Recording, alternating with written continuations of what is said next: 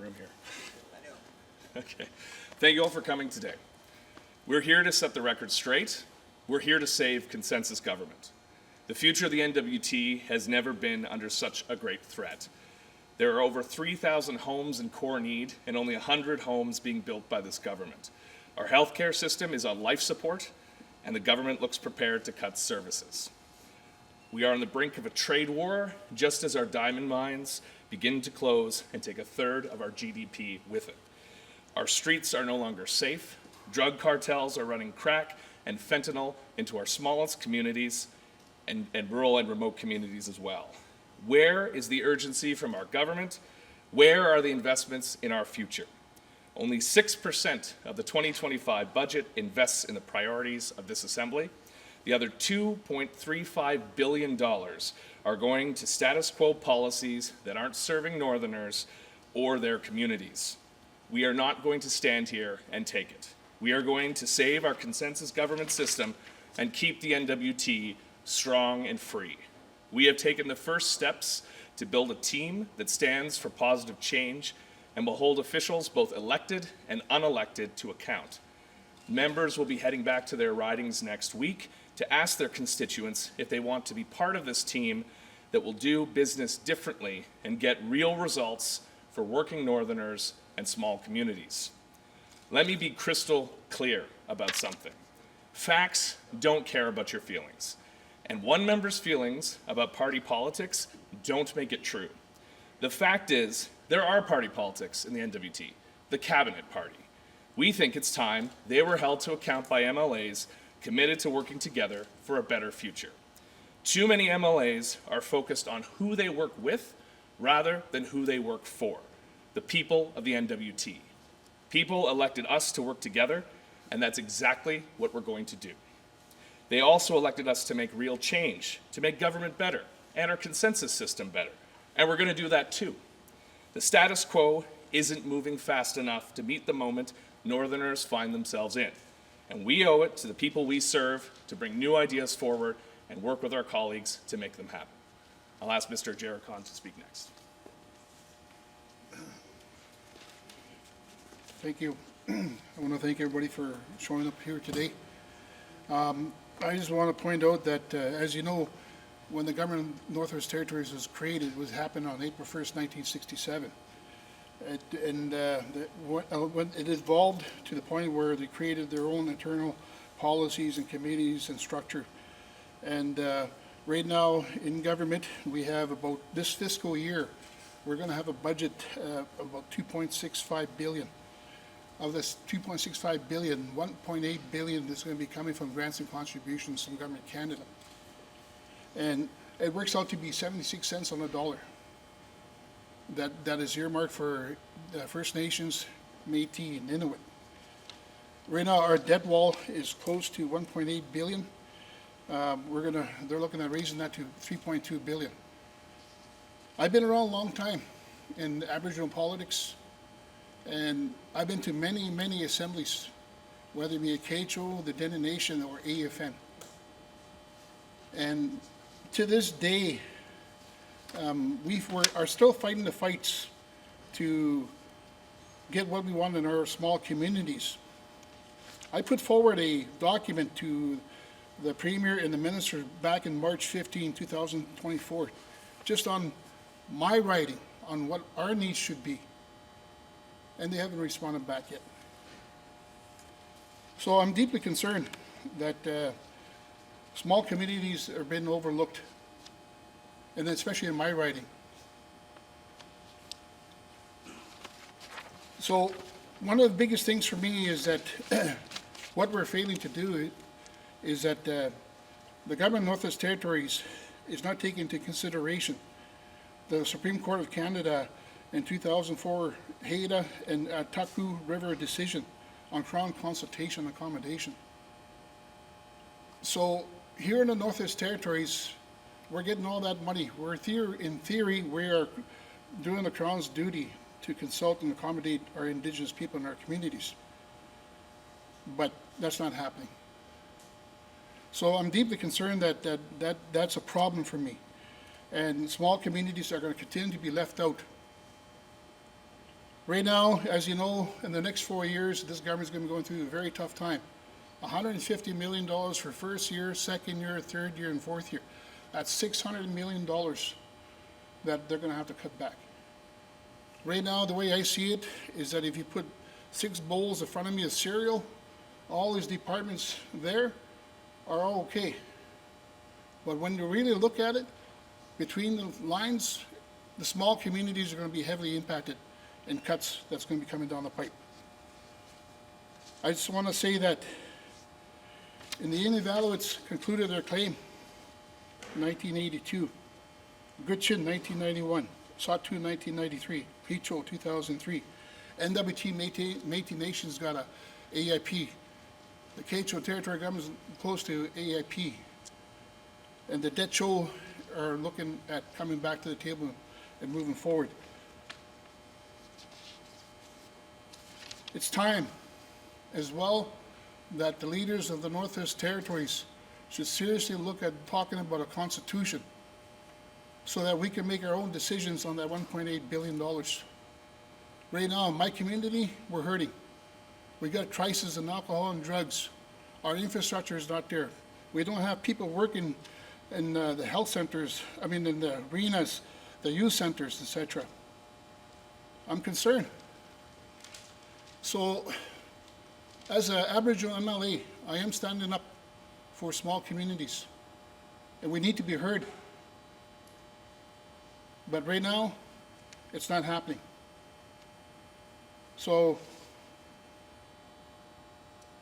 I am deeply concerned as the MLA. I want to pass this on to my colleague, Robert.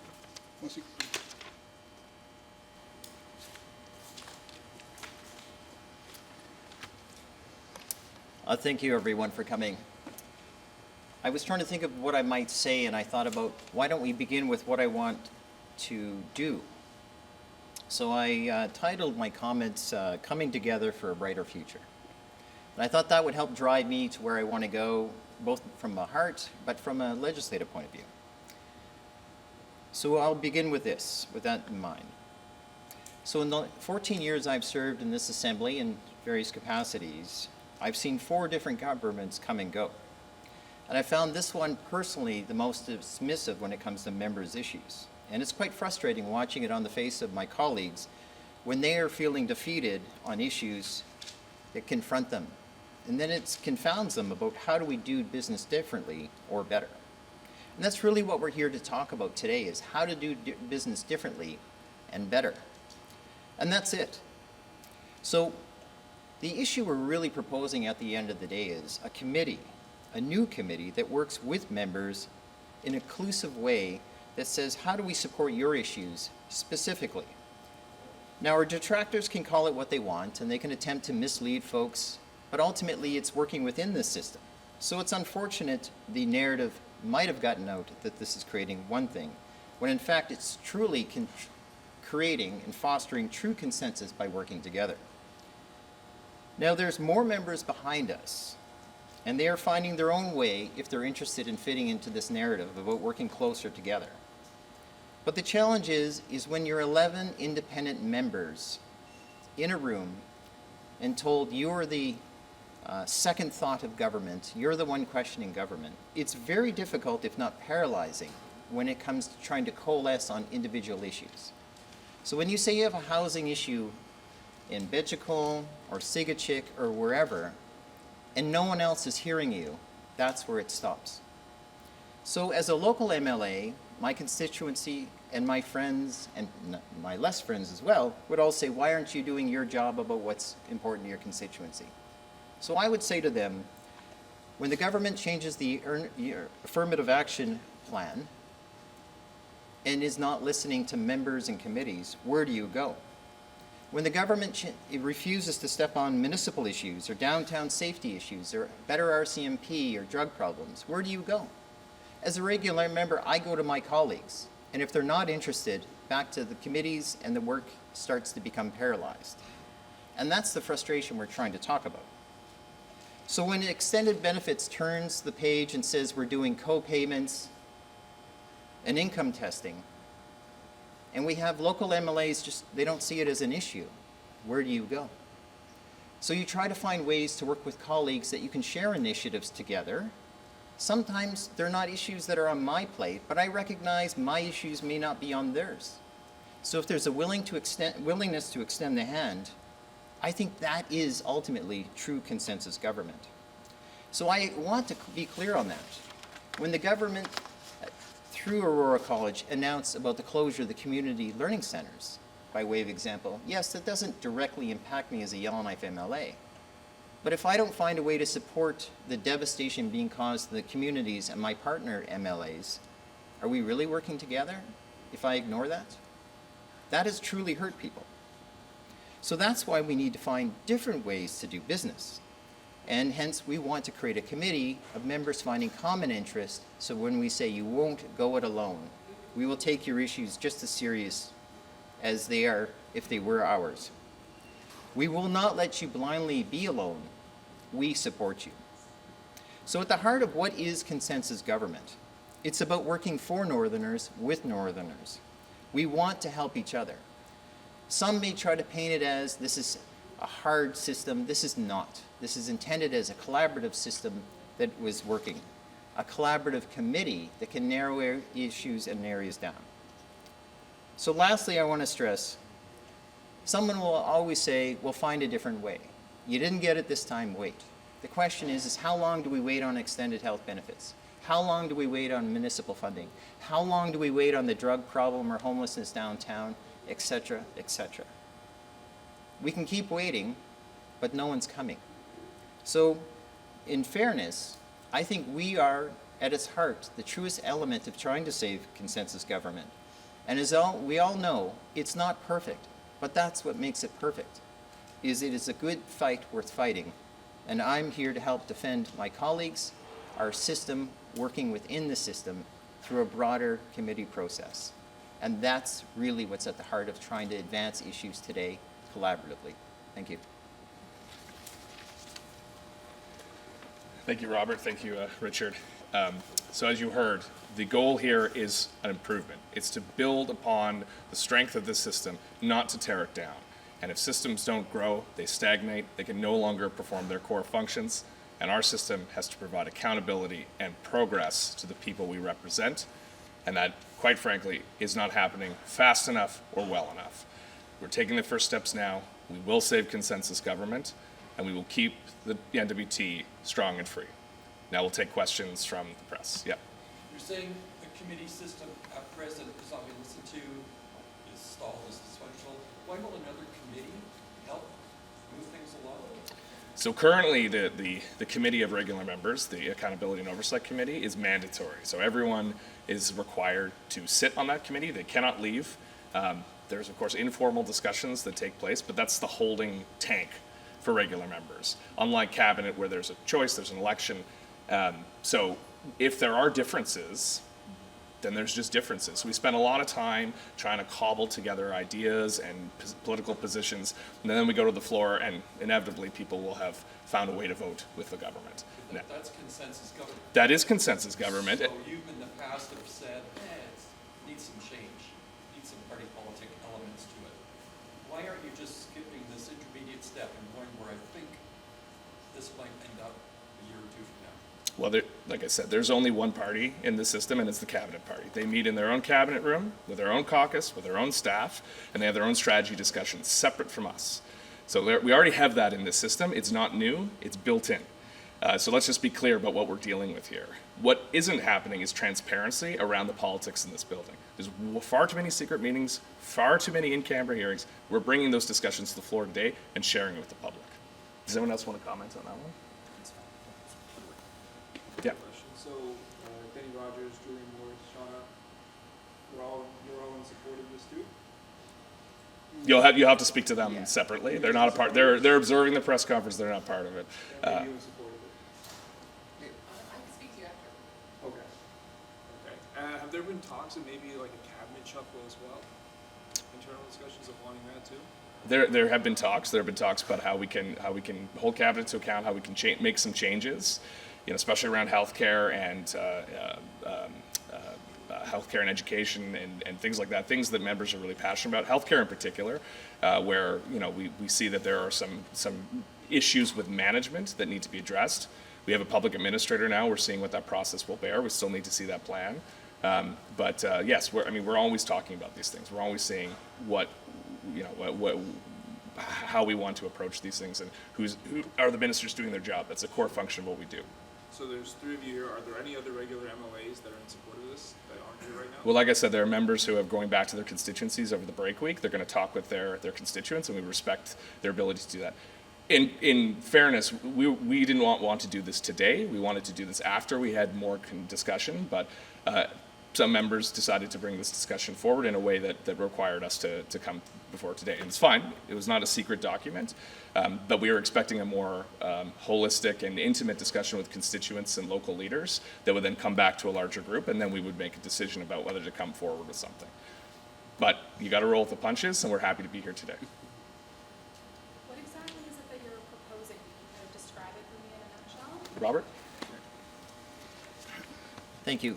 I think what the heart of this is a new committee structure that works on a smaller format and says, how can we unite on issues? So back to the examples I gave, I'll be extending the question simply as an example, can you help me on my issues? We have extended health benefits issues. That was cut. It doesn't affect everyone, but yet I can lean into my colleagues and say, can you find a way, can you find a middle to help support me? Affirmative action program is another issue that is cut at the heart here in Yellowknife and including other places.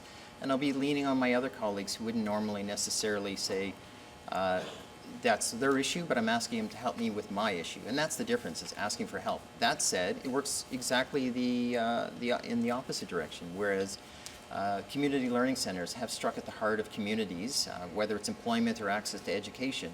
That being removed is devastating. So that's not a Yellowknife issue, but that said, it's a territory issue, and it bothers me, and I plan to use this time to effectively collaborate. So in summary, how are we going to do this? I think what we're going to do is narrow down the issues, focus in them, and work together so we can actually raise everyone up on that committee, raise the community issues up, including our regions and our capital together. And that's not how it currently focuses. So if you raise an issue in a committee, you could literally be talking for hours about one issue and still be no further ahead. If not, sometimes I find we're worse off after spending hours in committee. So it's a matter of trying to work together collaboratively on common issues. And I think it's very easy to find. So you guys will be voting together on things, basically? I think that's an amazing question, because that's at the heart of this. I think what's going to happen here, as we've seen it sort of start to evolve, is that not every issue is going to be at heart of issue. So whether someone can completely vote for a particular issue or not, I think becomes immaterial. It's about how do we still work together progressively to move the issues forward. So in other words, if 4 people say we're going to vote for something and one person says, I'm sorry, that's not my issue, but we'll still be supportive in our own way. That's what the team approach is about, working in a committee, again, within the system. So you don't see that here. And So that's, you won't all necessarily be voting together on things then? well, I would certainly say the success of any plan always starts with what can we first work together on, and then you collaborate from there. And ultimately, that's what it's about, trying to collaborate together. In other words, affirmative action may not have been everyone's issue. Can you work with me?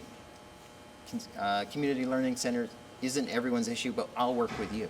And that's what I'm trying to get at, is it's about trying to work together in a consensus format.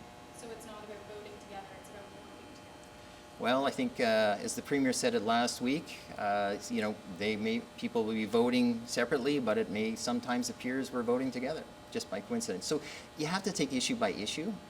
And I think in fairness, we could speculate all day, but the truth be told is, until the issue's dealt with, we have to find a way to work together. We've got tons of issues that we're pleased to talk about.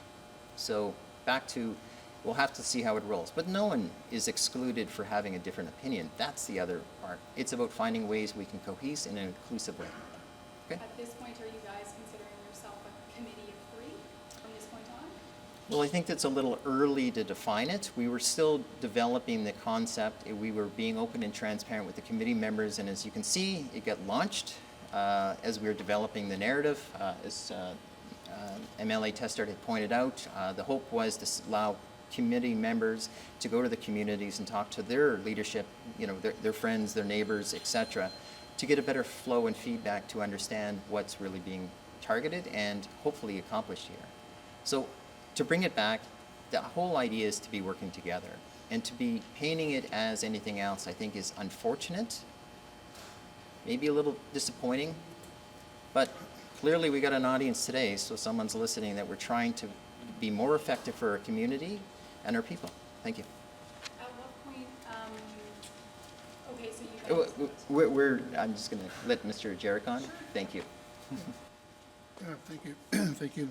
I just want to also point out that the work that we're talking about is something that's not new.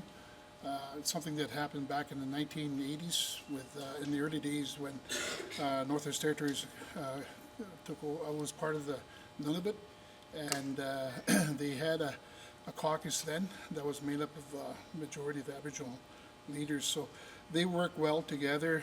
I know the premier of the day when this whole thing happened personally, and they made really good progress on pushing forward their issues.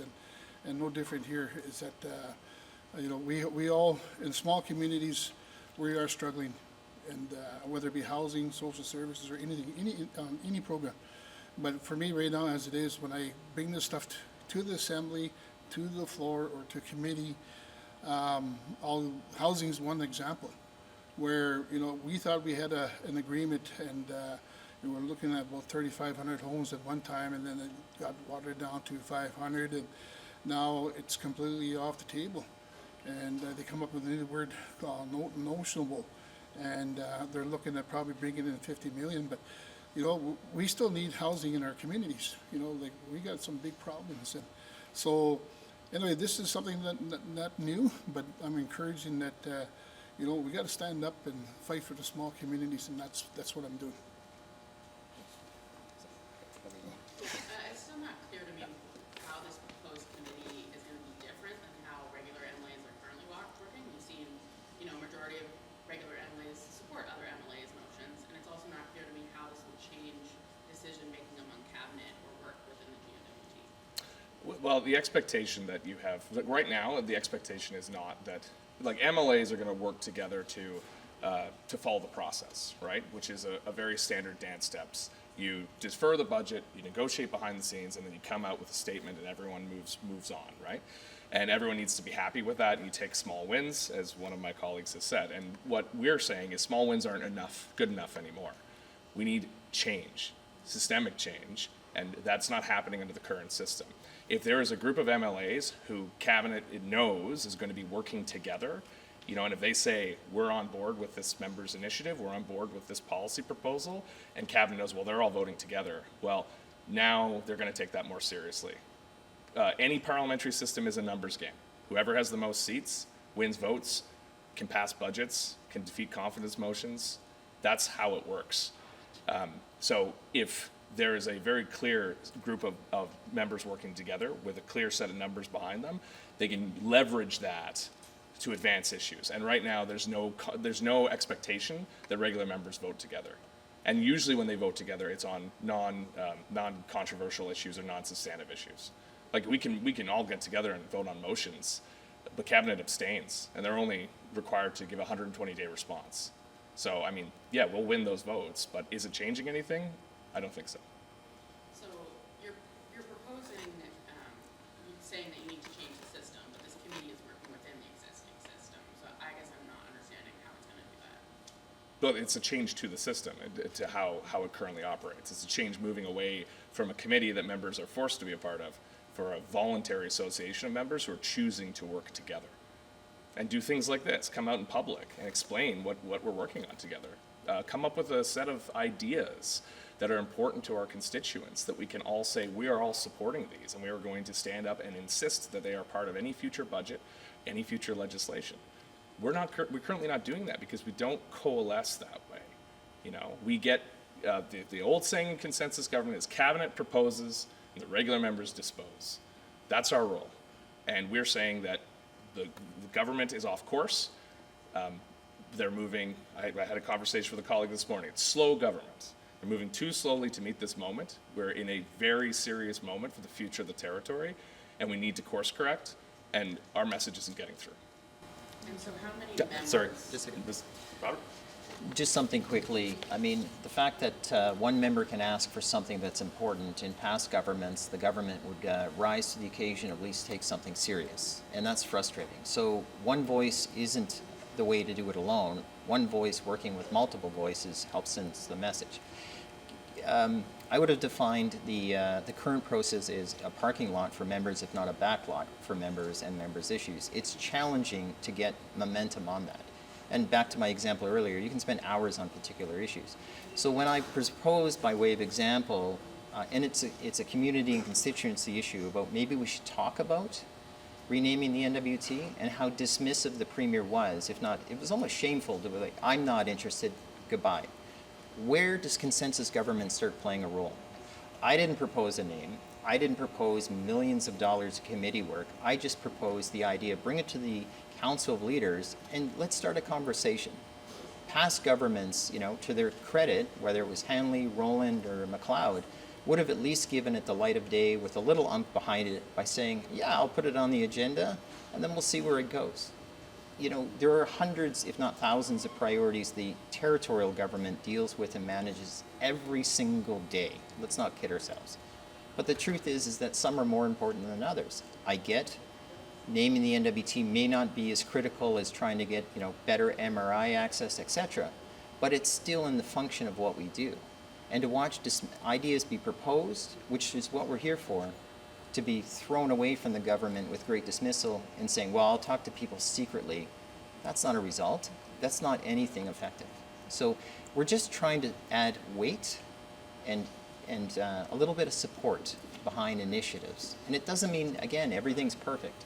But that said, it's the effort of trying to change business is really what we're here today about. Thank you.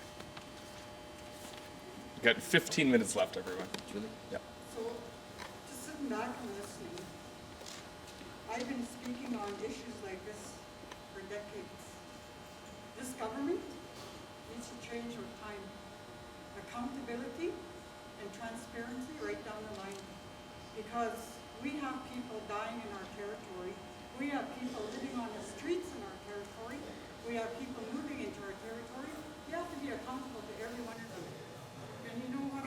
People up and down the Mackenzie Valley need to be heard, like we said. They are asking every MLA that sits in this assembly, what are you going to do for our homeless people? What are you going to do with people that are dying from addiction? And when we hear this, that not everyone is coming to the table to describe or sit and discuss what we're going to do, that's disheartening. So what are you going to say to all those people that have lost people to homelessness and addictions, and now we have other issues that are ongoing that have been sitting in the Legislative Assembly on the table for decades? Time to change and full transparency and accountability back to the table. If you have to do that, starting from the bottom up, then that's the way you got to do it. Because you're accountable to the people that elected you. Thank you. And this is intended to be a grassroots movement. We're not here for government. We're here for our constituencies and the people we represent, and they elected us to make change. And they didn't elect us to attend meetings in rooms with the doors closed. Richard? Thank you. I just want to say thank you for your question for that. I hear what you're saying. I have the same issue. I have a constituency in Tootsgay for the last 3 years that has to take out five-gallon bucket, 16 gallons or 16 times a day out of her bathtub. But yet at the same time, Housing Corporation's got a budget of $199 million this fiscal year, and they can't help our own people to fix a sewer problem. I brought it up in the House about 3 times, and it doesn't go anywhere because they don't fall into the policy. And for me, again, it comes back down to treaty rights. And I'm trying to hold this government to account, and I'm going to start doing that. In fact, when I sit in committee, government has a fiduciary obligation to consult Indigenous people on their treaty rights, and we're not doing that. So I hear what you're saying, and so that housing issue is no different than yours, and that's where we need to step up. And I hear what you're saying. Must be for your question. Yeah, just if I could add one element to that housing question is, I know, and I won't be too specific because I want folks to understand and respect committee confidentiality is key, and I do believe in the heart of that. So I'll speak broadly, which is, I took a position that we were desperate for housing, and we target the first 500 houses in the communities. Now, I got shamed by that and told I'll tell people publicly. And that's very weird to hear that. Now, again, houses in communities may not sound like a Yellowknife issue, but on the contrary, it's exactly what we need because people are coming to the territory because the quality and accessibility of housing is so lacking, it's challenging. People come here. So when we lose housing options, when we see overcrowding or inadequacy, and they come to Yellowknife, they don't have anywhere else to go. So why don't we start with places that need them urgently, desperately? You know, it's at the heart of every family in existence, quality housing. And I think, to be shamed of, I think it is a Yellowknife issue, supporting the communities. So when I hear about pulling community learning centers, you know, I understand the fundamentals of that if no one's going to the program, it's an economic question. So why run a program that's empty? I understand that question. That's a good question to ask. But don't be afraid to ask the other question is, what devastation are we doing to the community learning access, the employment in that small community? You know, what transition can we do? So these are complicated questions that need some good, robust consideration.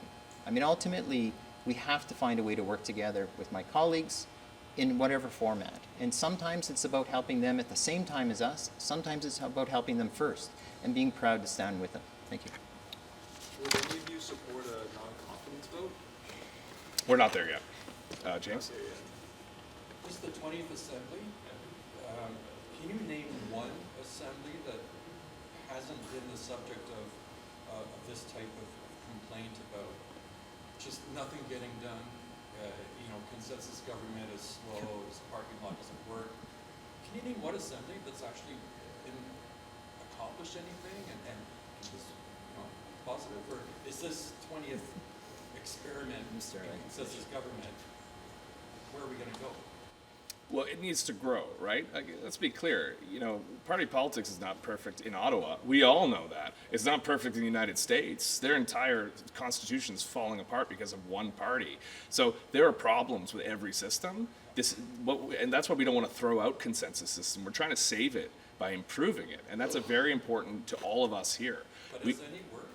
Well, I'll let Robert speak to, as the Dean of the House, Robert probably has a lot of experience, but I will say our priority are working people and small communities. They're the people who need the most help, and that is what we're trying to do. Build a team that is going to support those people and make a difference in their lives. Robert? I guess it's a complicated question. It's easy to ask the question, but you know, but you have to take a step back and look at it.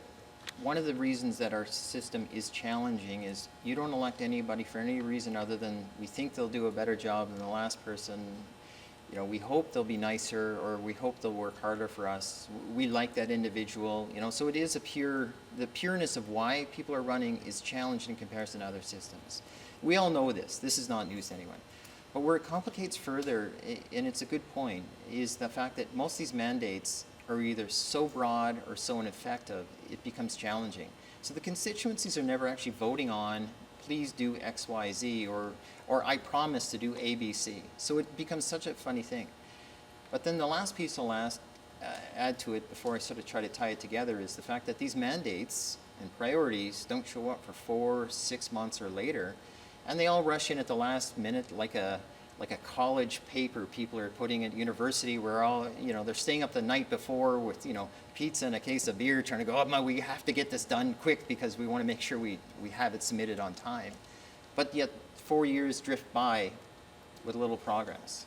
So, I mean, the challenge I've always heard in all 3 governments prior is, you know, you didn't get elected on a mandate. I know. And that's not right.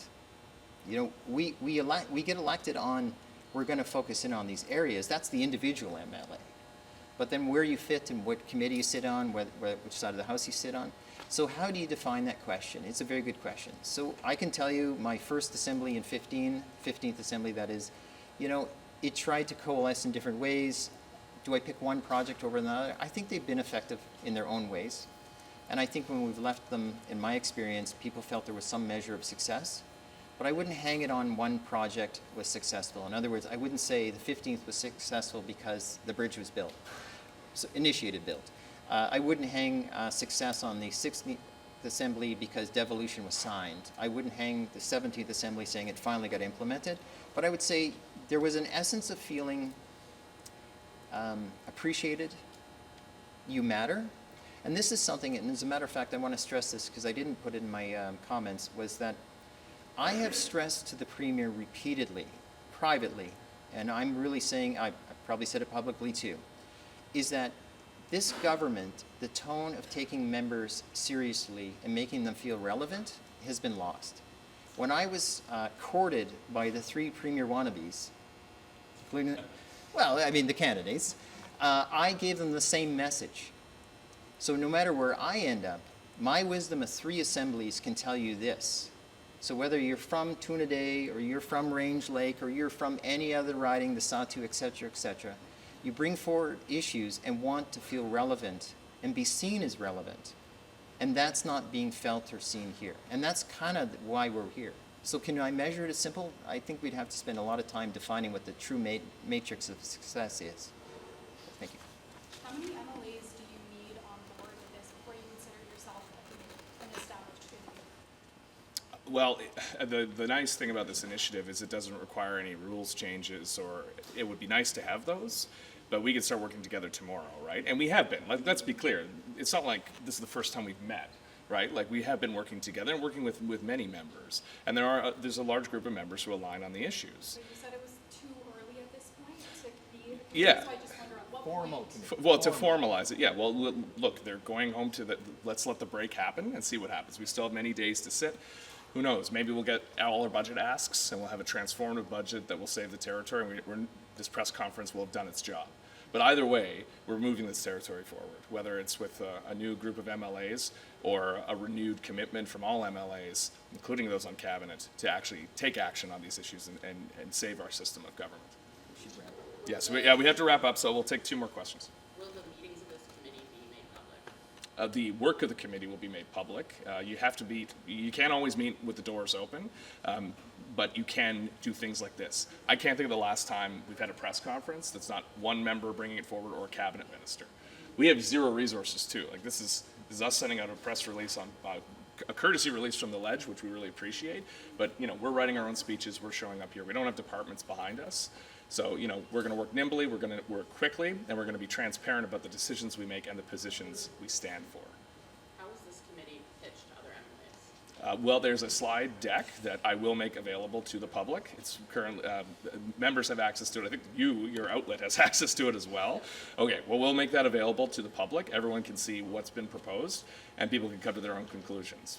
But again, the message we are sharing with people today is we are again setting the record straight. We're trying to save consensus government through necessary reforms to make our system more responsive to the people we serve and make change happen. You're saving it from what though? From its own internal inertia. From extinction? Like, what do you see? Yeah, well, if it's, an look, odd phrasing. we've had 3 change elections in a row, right? We've had, when I came in the 18th Assembly, we had the largest amount of new members coming in. The next one, when I went out, same thing, largest new members. And now this one, the largest amount of new members. So if we keep doing this, the system needs some kind of stability because we don't have political machinery outside of the government. So it's really in our heads. So if we keep failing Northerners, they're going to keep showing us the door. And we're going to have unstable legislatures after unstable legislatures, weaker and weaker governments, until the bureaucracy might as well just take over. Or maybe Canada yanks the NWT Act and we can start being run by Northern affairs. But either way, if we don't act now and get a responsive system of government where people are willing to stand up together and be accounted and hold cabinet to account as well. Again, we need to be more worried about who we're working for than who we're working with. Because at the end of the day, those are the people who sent us here, and those are the people who are most responsive to. But no, I mean, it doesn't need a name. If it had a name, it would be the Consensus Caucus or the Consensus Committee, because that's what we're doing here. But thank you very much for coming, everyone, and including members of the public. We really appreciate you being here. Colleagues, thank you for coming as well. We'll be perfectly happy to answer any questions you may have later on. If anything comes up, please let us know. Get in touch with our offices. Thank you.